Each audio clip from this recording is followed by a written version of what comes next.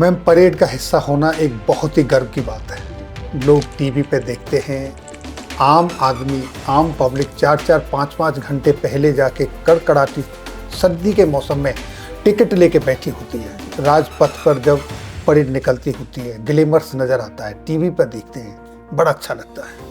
लेकिन इसके पीछे की जो तपस्या है, इसके पीछे की जो मेहनत है, वो कैसी है?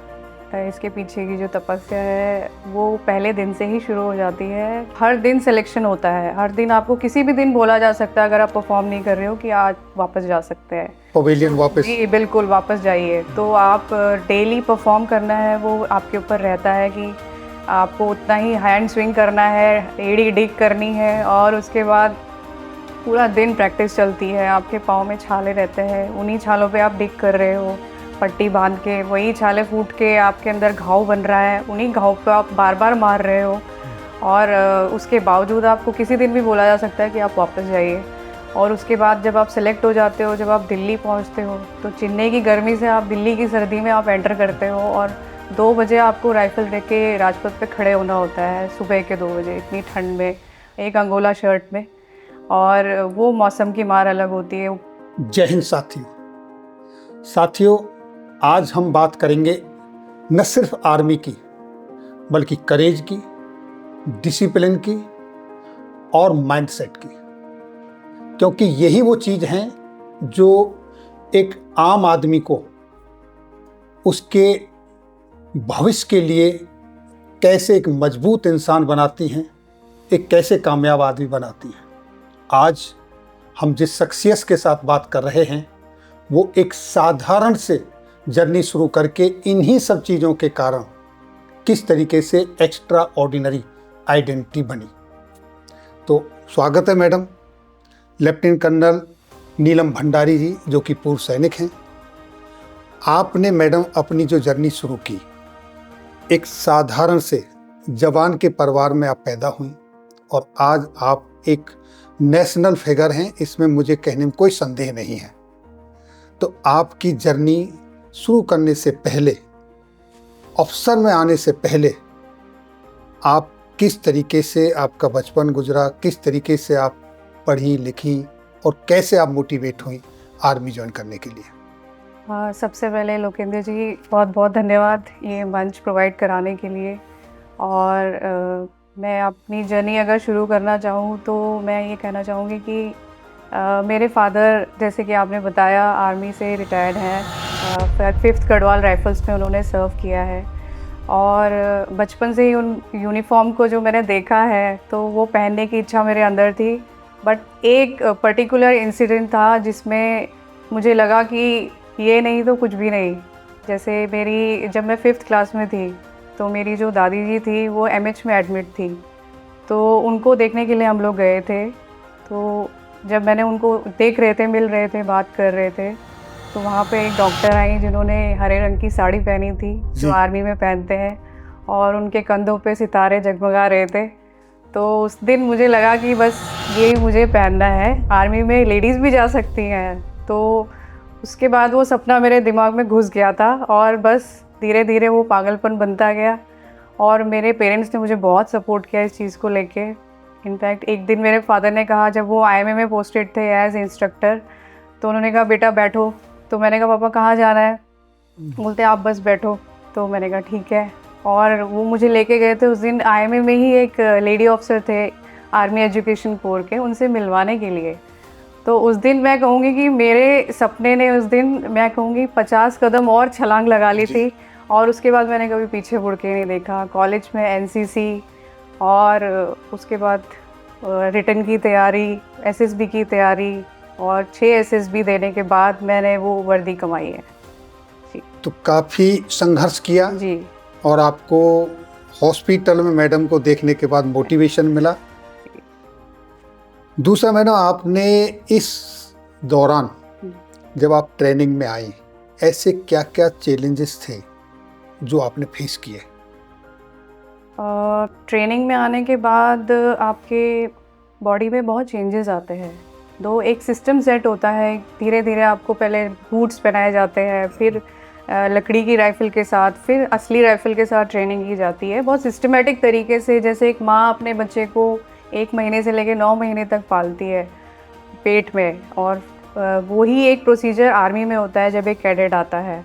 बट हमारे बॉडीज़ में भी बहुत चेंजेस आते हैं, जैसे कि आप महिलाओं के लिए मैं स्पेसिफिकली कहना चाहूँगी कि कई बार ऐसा है कि आपको पीरियड्स 2 महीने तक नहीं आते, 6 महीने तक नहीं आते हैं। उसके अलावा फिर आपके सबसे बड़ा जो शौक़ लगता है कि जैसे मेरे साथ जो हुआ था, मेरे बाल बहुत लंबे थे घुटने तक, बहुत सुंदर बाल थे मेरे, मोटे घने। बट जिस दिन हम एकेडमी में पहुँचे उसी दिन आपको 2 चोटी यहाँ बांधते हैं और कैंची एकदम 5 मिनट में आपका ज़ीरो कट, एकदम कमांडो कट में आप रेडी हो जाते हो।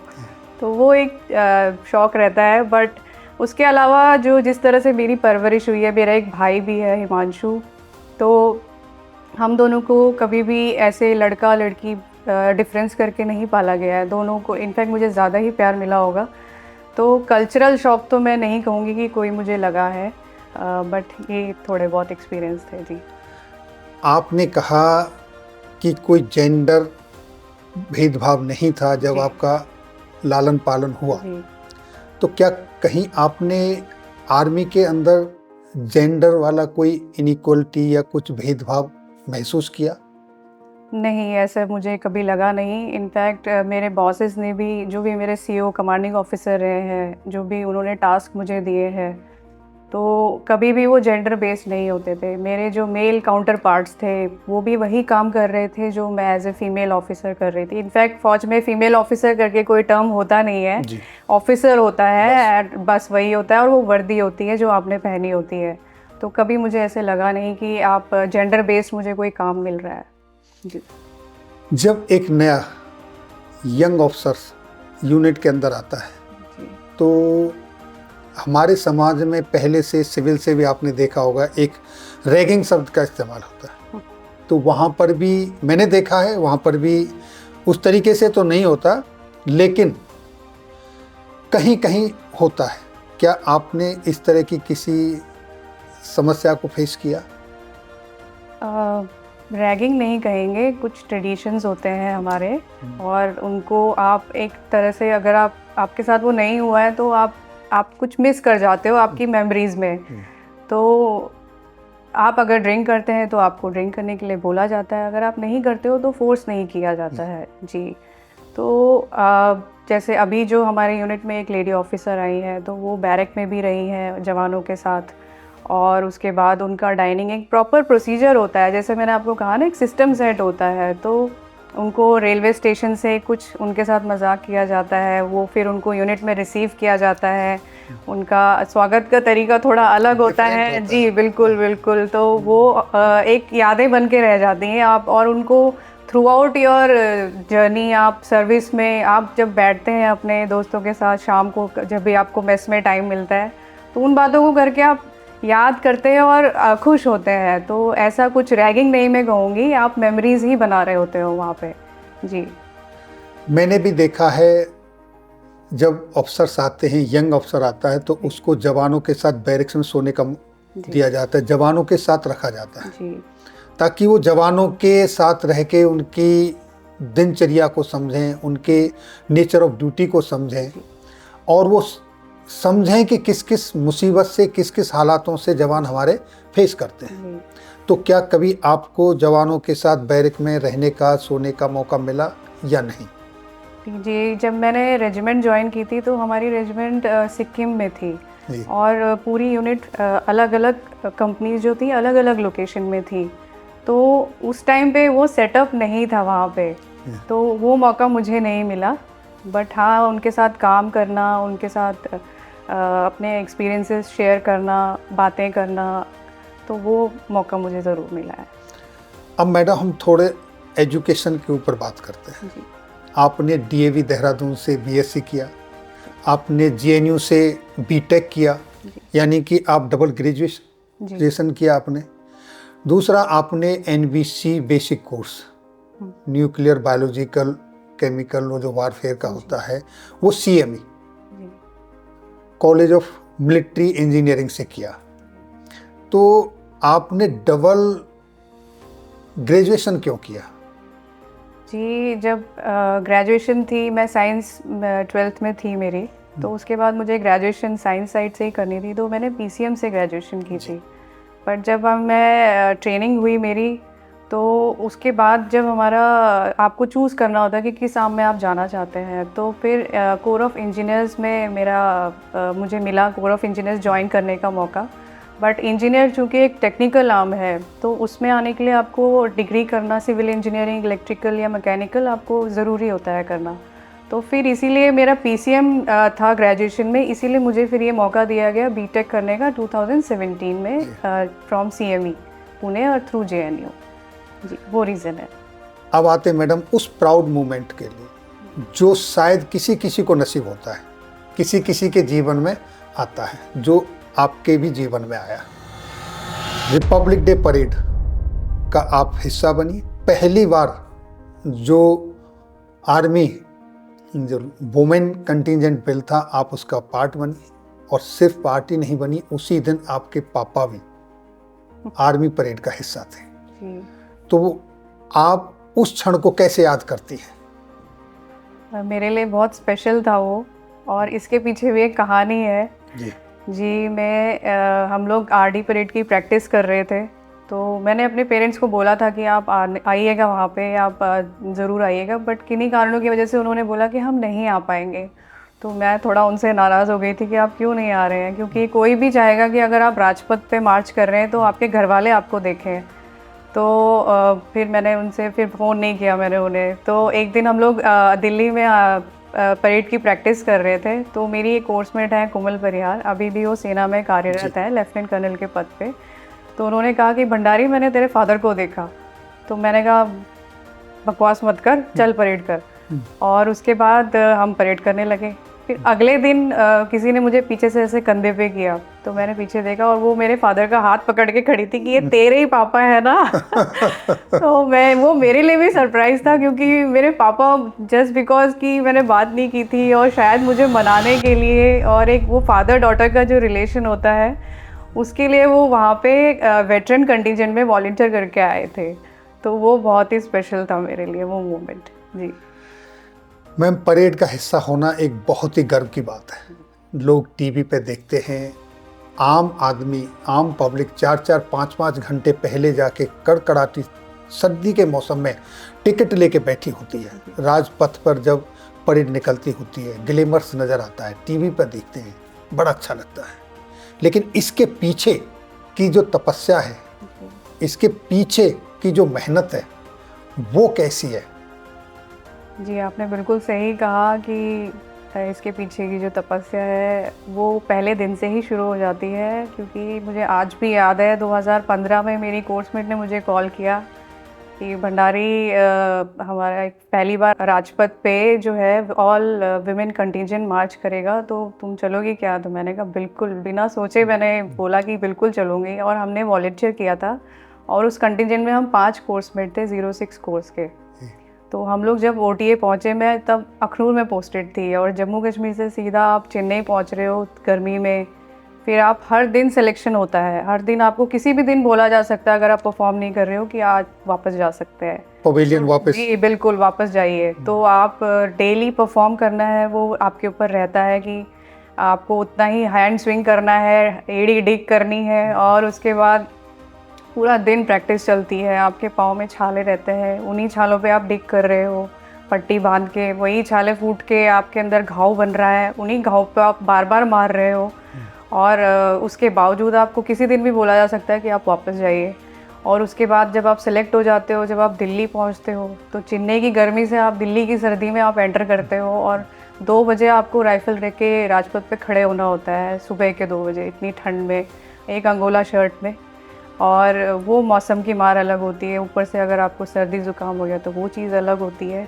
बट ये सब चैलेंजेस रहते हैं, पर जो मार्च करने की जो फीलिंग होती है, जो एक वो आपको मौका मिलता है, उसके सामने ये सब कुछ भी नहीं है।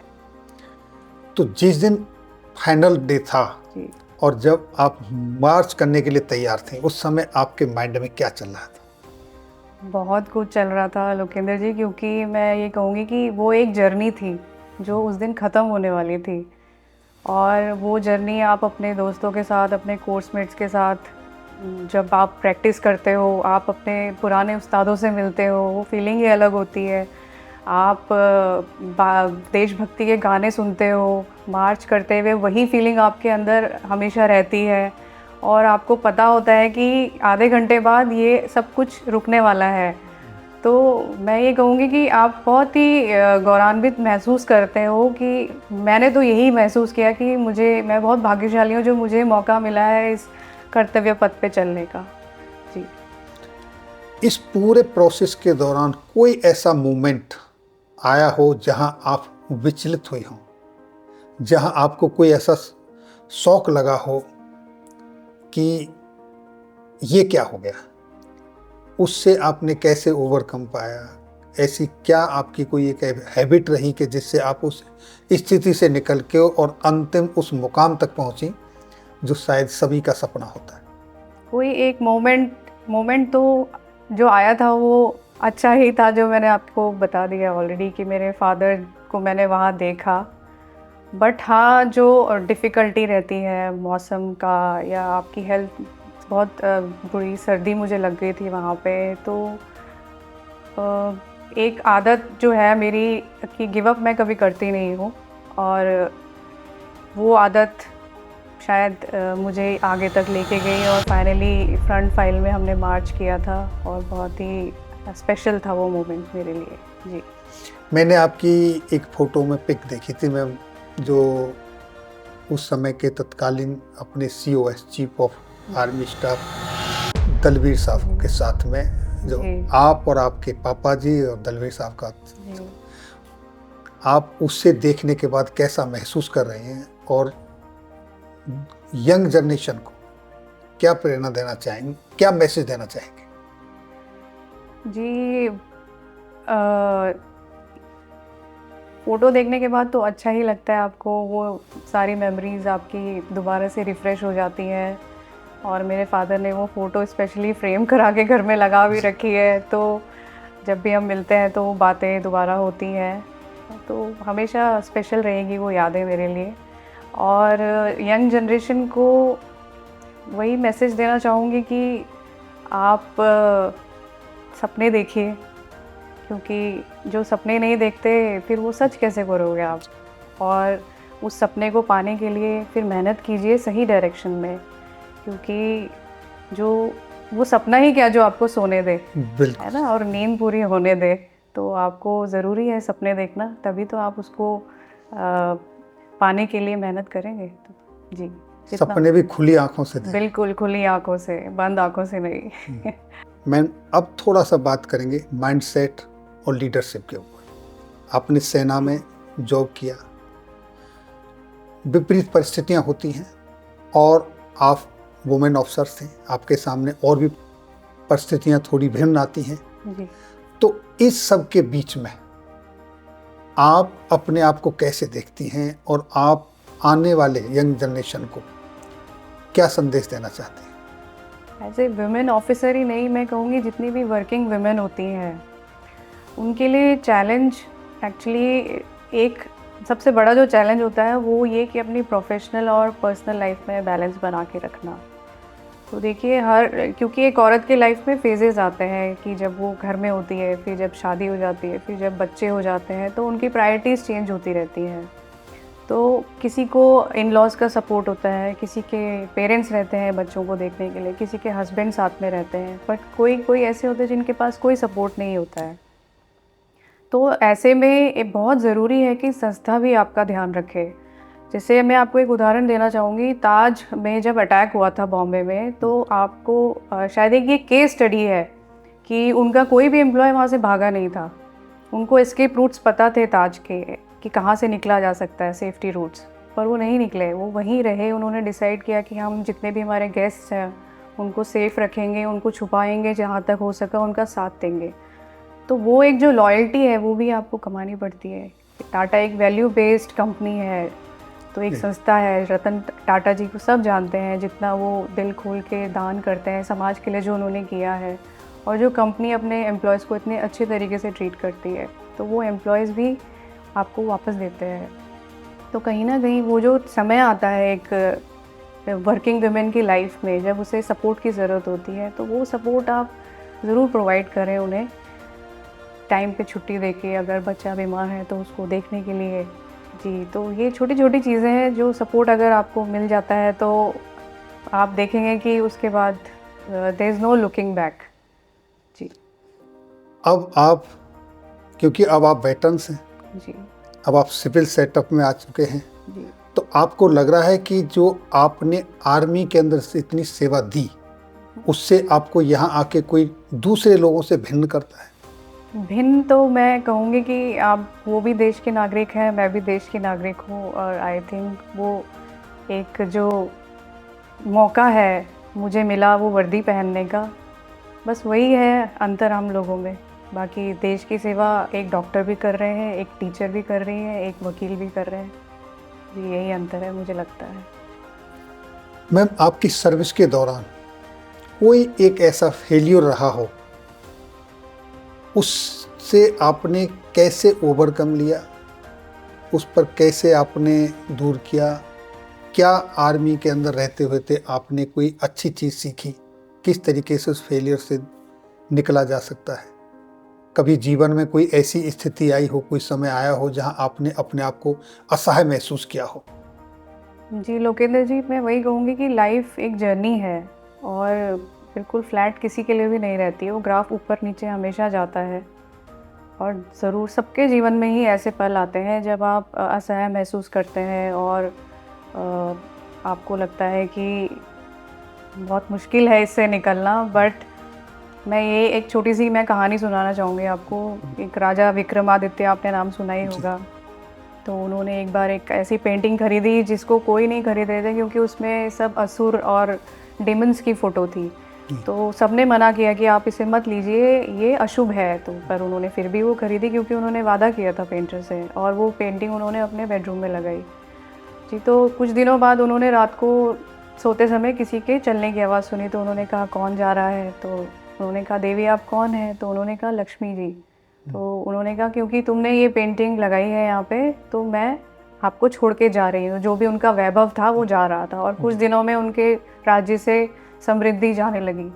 उसके बाद कुछ दिनों बाद दोबारा उन्होंने देखा कि कोई जा रहा है रात को। तो उन्होंने कहा, कौन है देवी आप? तो उन्होंने कहा कि मैं सरस्वती माता हूँ, बुद्धि की देवी। उनका जो भी विवेक था वो जा रहा था, सोचने समझने का, सही और गलत परखने की जो समझ थी वो जा रही थी। थोड़े दिनों बाद और उन्होंने देखा कि कोई जा रहा है। तो उन्होंने कहा, आप कौन है? तो वो बल, जो उनकी ताकत थी, वो जा रहे थे। तो उन्होंने भी नहीं रोका। बट लास्ट में उन्होंने देखा कि कोई और जा रहा है। तो उन्होंने पूछा, आप कौन है? तो उन्होंने कहा, मैं हिम्मत हूँ। तो उन्होंने झट से उनका हाथ पकड़ लिया और बोला, आपको तो मैं नहीं जाने दूंगा। तो वही एक जो ज़िद है मेरे अंदर, मैं हिम्मत नहीं हारती हूँ। और जब आप हिम्मत नहीं हारते हो तो धीरे धीरे आपके पास आपकी बल भी वापस आता है, बुद्धि भी वापस आती है, और लक्ष्मी भी वापस आती है। तो वो जो है एक ज़िद की हिम्मत नहीं हारनी है, चाहे जैसी भी परिस्थिति जीवन में आए, वही मुझे आगे बढ़ने के लिए प्रेरणा देती है। जी मैम, आप तो जॉब करके आ चुकी हैं। अभी कोई यंग गर्ल्स अगर आर्मी ज्वाइन करना चाहती है तो आप उसको क्या सजेस्ट करेंगे? जी, जो भी लड़कियां हैं जो आर्मी में आना चाहती हैं, तो देखिए अब तो सुप्रीम कोर्ट ने भी बोल दिया है कि आप एनडीए में आरआईएमसी के थ्रू भी आ सकते हैं। तो आप कितने यंग हैं वो उस पर डिपेंड करता है कि आप अगर स्कूल में ही हैं अभी, तो आप आरआईएमसी और एनडीए के थ्रू आप आ सकते हैं फ़ौज में। तो सबसे पहले आपको अपना एम क्लियर रखना है, प्लान ए और प्लान बी, कि अगर आप फ़ौज में आना चाहते हैं तो ये आपका प्लान है, और अगर आपका फ़ौज में नहीं हुआ तो प्लान बी भी आपका रेडी होना चाहिए, सिर्फ एक डायरेक्शन में नहीं। फिर जब आपका एम क्लियर है तो अपनी सारी एनर्जी उस तरफ लगा दीजिए। आप रिटन की तैयारी कीजिए, आप फिज़िकल्स की तैयारी कीजिए, आप उसके बाद एसएसबी की कोचिंग लीजिए, क्योंकि अगर एक आईएएस ऑफिसर, एक आईपीएस और एक डॉक्टर कोचिंग लेके अपना जॉब के लिए जा सकते हैं, तो क्यों नहीं एक आर्मी ऑफिसर कोचिंग लेके एसएसबी देने जा सकते हैं। तो पहले अपना एम विज़न क्लियर कीजिए, उसके बाद अपनी एनर्जी उस सही डायरेक्शन में लगाना बहुत ज़रूरी है। लेकिन मैम, बताते हैं कि एसएसबी के अंदर जो कोचिंग लेकर जाते हैं जी उनके सिलेक्शन में थोड़ा कहीं जो बोर्ड होता है, बोर्ड मेंबर्स होते हैं, वो कोचिंग वाले से ज़्यादा जो रॉ में आते हैं, रॉ मटेरियल होता है, उनको ज़्यादा तवज्जो देते हैं? नहीं, देखिए ऐसे बातें तो कितनी भी हो सकती हैं, अगर आपके अंदर वो बात है। और कई बार लोग कोचिंग लेते हैं तो जो उन्हें सिखाया पढ़ाया जाता है तो वो ही चीज़ आप रट के वहाँ पे नहीं बोल सकते हैं। वो आपके लाइफ़स्टाइल में भी दिखना चाहिए कि जो आप सुबह से शाम तक उठ रहे हैं या जो आपने अभी तक 3-4 साल की जो भी आपकी आफ्टर स्कूल लाइफ़ रही है, उसमें आपका क्या रूटीन रहा है, वो आपकी बातों से मैच करना चाहिए। तो आप कोचिंग लेने तो जाते हैं बट आँख बंद करके बिल्कुल वो उस चीज़ को आपको नहीं बताना है। आपको अपनी पर्सनैलिटी उस कोचिंग के थ्रू एसएसबी में सामने लेके आनी है। तो एज ए गाइडलाइंस उसको यूज जी, करना जी, है, बिल्कुल बाकी आप आँख बंद करके नहीं चल सकते हैं कि इन्होंने बोला है तो यही करना है मुझे। आपको अपना दिमाग भी लगाना है और सही डायरेक्शन में अपनी पर्सनैलिटी को उस कोचिंग के थ्रू बाहर लेके आना है। मैम आर्मी लाइफ के बारे में कोई एक ऐसा मिथ जिसे आप सुनना पसंद नहीं करेंगे? जी, अक्सर लोग सोचते हैं कि जो जितने भी फ़ौजी होते हैं, वो सब ड्रिंक करते हैं और नॉन-वेज खाते हैं, तो ऐसा सही नहीं है। ऐसे लोग भी हैं जो ड्रिंक नहीं करते हैं और वेजिटेरियंस हैं बट वो फ़ौज में हैं। जी। मैम वुमेन इन यूनिफॉर्म, इसके बारे में कोई मिथ है? जी, अक्सर लोग कहते हैं कि शादी के बाद परफ़ॉर्मेंस कम हो जाती है, तो ऐसा बिल्कुल भी सच नहीं है। वो आपका दिमाग, आपकी एबिलिटी आपके पास ही रहती है, बस आपकी रिस्पॉन्सिबिलिटीज़ बढ़ जाती हैं। जी। मैम आप सेवा करके आ चुकी हैं, आपका कोई एक प्राउड मोमेंट जिसे आप शेयर करना चाहें? मैं जब हम एकेडमी में थे तो हमने जब ड्रिल कंपटीशन जीता था, तो वो एक मोमेंट बहुत स्पेशल था हमारी कंपनी के लिए। आपके हिसाब से कोई एक ऐसी हैबिट जिसे हर आदमी को अडॉप्ट करना चाहिए? जी हाँ, आपको पढ़ना चाहिए जितना हो सके। आप बुक्स पढ़िए, हिंदी साहित्य पढ़िए। हमारे देश के लिए जिन्होंने अपना जीवन बलिदान किया है, सावरकर जी, भगत सिंह जी, सुभाष चंद्र बोस जी, उनके बारे में पढ़िए। उन्होंने देश के लिए क्या किया, कैसे किया, बहुत ज़रूरी है पढ़ना। जी। अगर आप आज जिनकी एज 15 साल है, 10-15 साल के बीच का यूथ है, उसको क्या सजेस्ट करना चाहेंगे भविष्य के बारे में?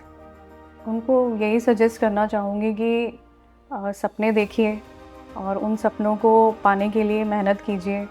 जितना हो सके बुक्स पढ़िए, अपने देश के इतिहास के बारे में पढ़िए और हो सके तो सेल्फ डिफेंस ज़रूर सीखें, खासकर जो बेटियां हैं हमारे देश की उन। जी मैम, आपने ऑपरेशन सिंदूर में कुछ भूमिका निभाई है, उसके ऊपर थोड़ा प्रकाश डालिए। जी, मैं एक इंजीनियर ऑफिसर हूँ और ऑपरेशन सिंदूर में मैंने क्वार्टर मास्टर की जो मुझे ड्यूटी मिली थी अपने यूनिट में वो निभाई है। और मुझे आज भी याद है, मेरे सीओ ने मुझे बुलाया और कहा कि नीलम, अगर यूनिट को आगे जाना पड़ा तो मैं आपको अपने साथ लेके जाऊंगा। मैंने कहा यस सर। और अगले ही दिन मैंने अपने बेटे को ट्रेन से देहरादून भेज दिया था और हम सब तैयार थे। वो बस एक रह गया दिल में कि आगे जा नहीं पाए, बट तैयार थे सब, मेंटली, फिज़िकली, हर तरह से आगे जाने के लिए। मैम ऑपरेशन सिंदूर तो रातों रात ख़त्म हो गया, हालांकि अभी भी चल रहा है, लेकिन अपनी आर्मी ने जिस तरीके से एक्शन लिया वो रातों रात उन्होंने पाकिस्तान सरेंडर कर चुका। लेकिन अगर ये आगे बढ़ता तो इसमें आपकी क्या रिस्पॉन्सिबिलिटी बढ़ जाती, क्या रिस्पॉन्सिबिलिटी होती, आपका क्या रोल होता आगे अगर ये बढ़ता तो? जी देखिए, आर्मी में अलग अलग आर्म्स एंड सर्विसेज होती हैं, तो मैं इंजीनियर्स में हूँ थी जी। तो इंजीनियर्स का एक रोल होता है mobility, counter mobility and survivability. आपके जितने भी ब्रिजेस बनाने होते हैं, माइन फील्ड्स लगाने होते हैं, आपके डेमोलिशंस होते हैं और आपके ट्रेंचेस खोदना, जो एक सोल्जर की रिस्पॉन्सिबिलिटी रहती है, बेसिक जो होता है, तो यही सब काम होते हैं हमारे। और एज ए क्वार्टर मास्टर अपना जो रहता है, उनकी राशन की ज़िम्मेदारी, उनके एम्यूनिशन, वेपन्स सही हैं कि नहीं, वो सब मेरी ज़िम्मेदारी होती। जी। ओके मैम, आपने बड़े अच्छे से बातें रखी। अंत में क्लोजिंग में चाहूँगा कि अगर आप कोई मैसेज छोड़ना चाहें देशवासियों के लिए तो वो क्या होगा?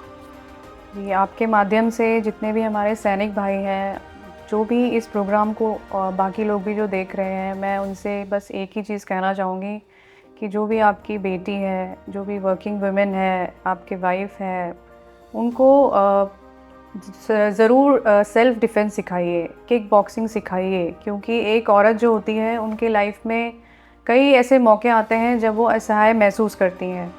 तो अगर आप उनको ये एक आर्ट फॉर्म सिखाएंगे तो उनके अंदर एक कॉन्फिडेंस डेवलप होगा और कहीं ना कहीं वो ज़रूर उनके लाइफ में काम आएगा। जी मैम, फौज के अंदर ऐसा क्या कोई एक ट्रेंड है, स्टीरियोटाइप, जिसे आप हमेशा के लिए तोड़ना चाहेंगे? जी लोकेंद्र जी, हमारे फ़ौज में एक होता है फॉर्म 10 केस कहते हैं जी। कि कोई भी जवान जो मानसिक बीमारी से ग्रस्त है, जिसके पर्सनल कुछ प्रॉब्लम्स हैं, जो एक साइकेट्रिस्ट से कंसल्ट करता है, उसको आप ठप्पा लगा देते हैं कि ये फॉर्म 10 केस है, यानी ये मेंटल केस है, और उसको एक बहुत ही नीची नज़रों से देखना शुरू कर देते हैं उनके काउंटर पार्ट्स कि ये कामचोर है, इसीलिए ये शायद ऐसा करना चाह रहा है, इसलिए इसका 10 नंबर भर गया। जी 10 नंबर भर दिया। तो ऐसा बिल्कुल भी नहीं है। आज की जो लाइफस्टाइल है बहुत ही स्ट्रेसफुल है और एक जवान की लाइफ में भी वो बिल्कुल दस्तक दे रहा है। और मुझे लगता है कि आपके घर में जैसे कोई फैमिली मेम्बर है, अगर किसी को मानसिक बीमारी है तो आप उसके ऊपर हंसते नहीं हैं, उसका मजाक नहीं उड़ाते हैं, आप उसको प्यार और सपोर्ट देते हैं ताकि वो एक कमबैक कर सके और अपनी दोबारा एक फ़ाइटर की तरह खड़ा हो सके। तो आर्मी भी आपका एक परिवार बन जाता है, आपकी अपनी पर्सनल फैमिली छूट जाती है पीछे, वही आपका परिवार होता है। तो आपके जो आसपास हैं, आपके कंपनी कमांडर, आपके जेसीओस, आपके जो प्लेटून हवलदार, यही सब आपके परिवार है। तो इनका सपोर्ट बहुत ज़रूरी है एक जवान के लिए जो एक मानसिक स्थिति से ग्रसित है। तो मैं यही चेंज करना चाहूँगी, और आर्मी में भी आ रहे हैं चेंजेस धीरे धीरे। बहुत लेक्चर्स कंडक्ट किए जाते हैं कई जगह पे, यूनिट लेवल पे, कोर लेवल पे, बट एक वो मानसिकता बदलने की बहुत ज़्यादा ज़रूरत है, मुझे लगता है। आप चाहते हैं ये जो फॉर्म 10 का जो ठप्पा है ये ना लगे? ठप्पा क्या है, ये तो एक स्थिति है, वो एक बीमारी है जो एक आदमी परेशान है अपनी लाइफ में, तो आपका सपोर्ट उसे चाहिए होता है, ना कि आप उसे हंस के या उसका मजाक उड़ा के आप उसको पीछे खींचने की जगह सपोर्ट दें, तो वो लाइफ में बहुत आगे जा सकता है। जी। वैसे एक्चुअली मैम, ये जो फॉर्म 10 होता है ये तो डॉक्टर साहब की सपोर्ट के लिए उसके व्यवहार से संबंधित एक इंफॉर्मेशन होती है, लेकिन एक धारणा ऐसी बन गई है कि जब जिसका फॉर्म 10 भर गया कि वो तो पागल है। जी। तो ये एक, मुझे लगता है ये मानसिकता बदलने की हमें बहुत ज़्यादा ज़रूरत है। जी मैम। जी मैम, अगर हम माइंडसेट और लीडरशिप की बात करें तो आप डिसिप्लिन वर्सेस मोटिवेशन, आप इसको अपने शब्दों में किस तरीके से एक्सप्लेन करेंगे? जी, मुझे लगता है डिसिप्लिन और मोटिवेशन एक ही सिक्के के दो पहलू हैं। अगर आप डिसिप्लिन्ड हैं और मोटिवेटेड नहीं हैं तो आपको नहीं आएगा समझ में कि वो जो एनर्जी आप लगा रहे हैं वो किस डायरेक्शन में लगानी है। तो लाइफ में एक डायरेक्शन होना बहुत ज़रूरी है। इसी के साथ साथ अगर आप मोटिवेटेड हैं पर डिसिप्लिन नहीं है तो वो भी आपके लिए काम नहीं करेगा।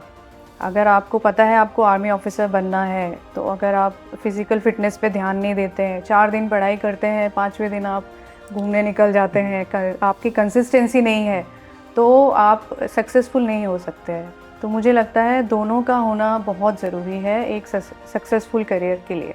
जी। तो साथियों, अभी आपने सुना बड़ी बेबाकी से किस तरीके से एक साधारण से एक्स्ट्रा ऑर्डिनरी आइडेंटिटी बन चुकी कर्नल नीलम भंडारी जी को उन्होंने बड़े बेबाकी से, बड़े खुले मन से सभी हमारे सवालों के जवाब दिए। मुझे उम्मीद ही नहीं बल्कि पूरा विश्वास है आज का जो युवा है उनके लिए, जो वर्किंग प्रोफेशनल्स हैं, जो हमारे जवान हैं और जो पेरेंट्स जिन्होंने ये पॉडकास्ट सुना, उनके लिए बिल्कुल ये उनके लिए बड़ा यूजफुल रहेगा। और अगर आप चाहते हैं किसी तरीके के किसी अन्य टॉपिक पर मैडम से भविष्य में सुनना, तो आप कमेंट्स बॉक्स में लिखें और इस पॉडकास्ट के ऊपर अपनी राय ज़रूर लिखें। अगर आप चाहेंगे तो हम फिर एक बार पुनः अनुरोध करेंगे मैडम भंडारी से कि आप हमारे दर्शकों के लिए अपना समय निकालें। मैम, आपने अपना बहुमूल्य समय दिया। मैं अपने सभी व्यूअर्स की तरफ से आपको बहुत बहुत धन्यवाद देता हूँ, आपका आभार व्यक्त करता हूँ। अंत में जय हिंद, जय भारत। Thank you. जय हिंद।